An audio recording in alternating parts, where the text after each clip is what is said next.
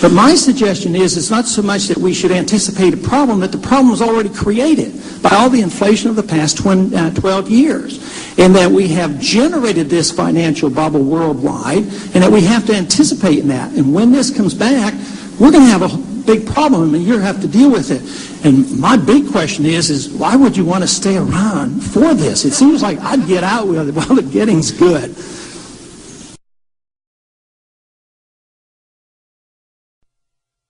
Dr. Paul. Thank you, Mr. Chairman.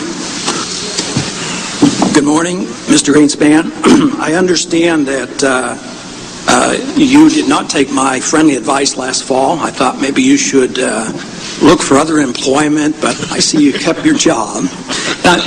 I'm pleased that my concern for your welfare is that you might have to withstand some pummeling this coming year or two when the correction comes because of all the inflation that we have undergone.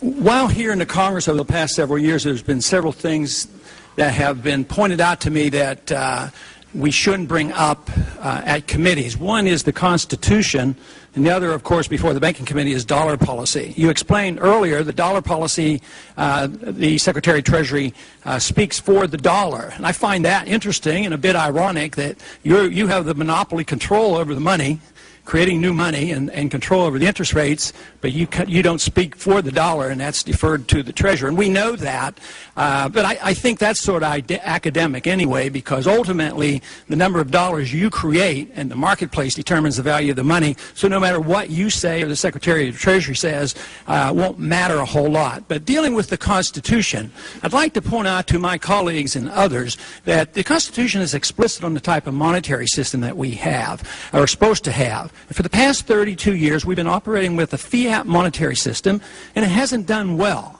And history has shown that fiat money never does well, and it always ends badly. And we made out that you're concerned about deflation.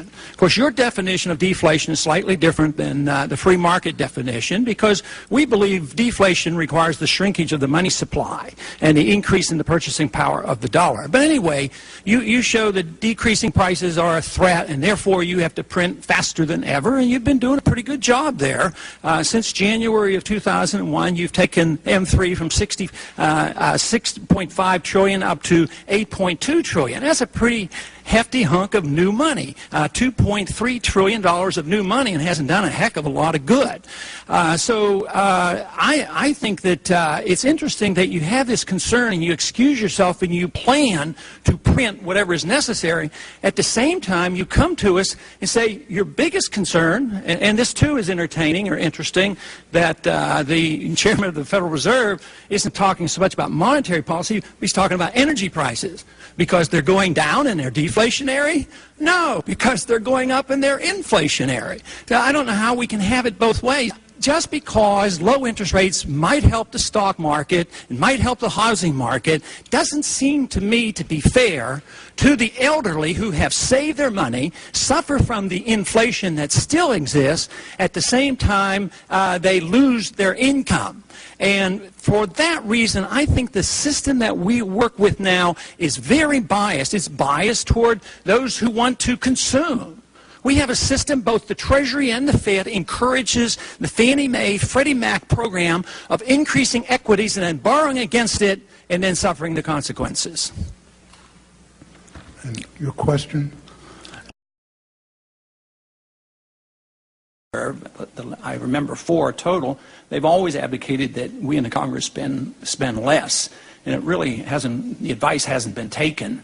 Currently, our national debt is going up over $700 billion, and we're pursuing, once again, a policy of guns and butter, and nobody seems to have much concern.